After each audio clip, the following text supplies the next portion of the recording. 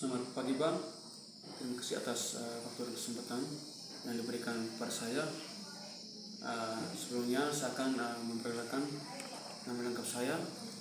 Nama lengkap saya Firus Wai, bisa dipanggil Fris, dari Prodi Pendidikan Musik semester 3. Jadi di sini saya akan menjelaskan tentang materi tentang strategi desain pembelajaran berbasis proyek. Dalam model pembelajaran desain berbasis proyek, saya akan menjelaskan sedikit tentang pengertian. Pengertian model pembelajaran berbasis proyek merupakan suatu model pembelajaran yang menyangkut pemecahan pertanyaan dan masalah pengambil keputusan. Proses pengambilan berbagai sumber pada orang untuk berkolaborasi dan menutup dengan presentasi produk nyata. Dalam model pembelajaran berbasis proyek memiliki ciri-ciri pembelajaran berbasis proyek. Jadi yang di sini saya akan menjelaskan ciri-ciri. Ciri yang pertama yaitu siswa mampu mengambil sebuah keputusan sendiri dalam kerangka kerja ditentukan bersama sebelumnya. Dan yang kedua, siswa berusaha menentukan sebuah masalah atau tantangan yang tidak memiliki jawaban yang pasti.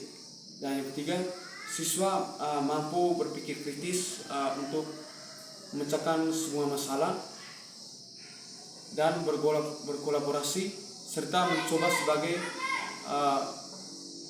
bentuk komunikasi. Dan yang berikut, siswa bertanggung jawab mencari dan mengelola sendiri informasi yang mereka kumpul bersama. Dan yang berikut, evaluasi dilakukan secara terus menerus agar bisa mereka secara proyek dan proyek itu berlangsung dengan baik.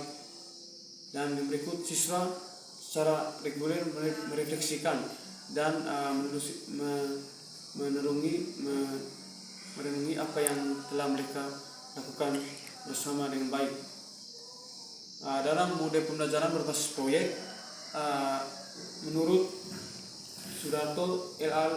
Dalam Sudaria pada tahun 2008, dia menyatakan bahwa pembelajaran berbasis proyek merupakan suatu pengajaran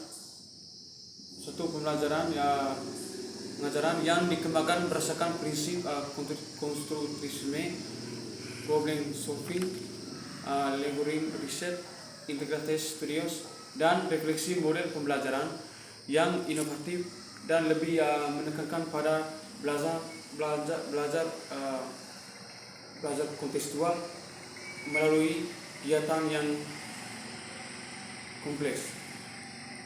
Yang berikut, dalam model pembelajaran berbasis proyek memiliki kelebihan dan kelemahan.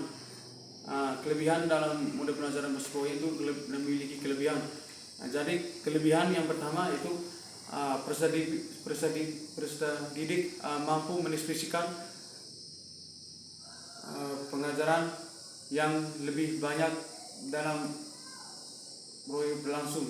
Yang kedua, siswa mampu menggali potensi diri serta menciptakan kreativitas mereka sehingga terbentuk kemandirian belajar dengan menggali dan menemukan sendiri pengetahuan yang mereka dapatkan.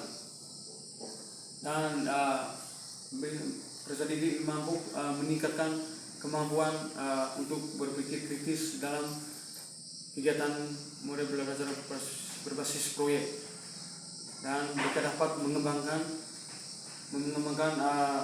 kriteria mereka dalam berpikir kritis.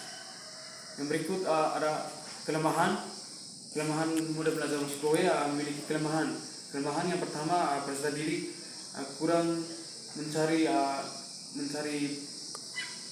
ilmu pengetahuan dan kurang pergaulan yang dalam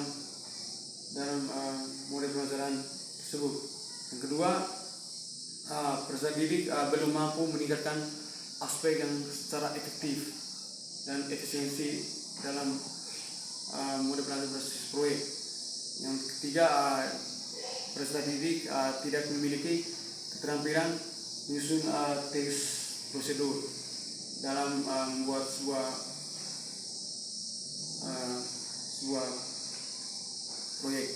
Yang berikut, dalam mode pembelajaran berbasis proyek memiliki 6 tahapan.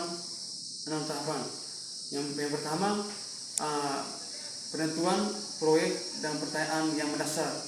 Yang kedua, menyusun langkah perencanaan dan penyelesaian proyek.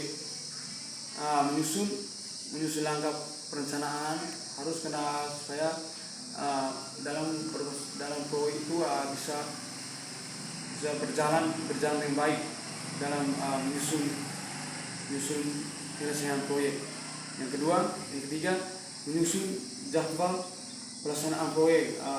Dalam menyusun jadwal pelaksanaan proyek harus kita lakukan, karena dalam menyusun jadwal pelaksanaan proyek itu supaya kita bisa disiplin waktu dalam berpartisipasi dalam mengerjakan sebuah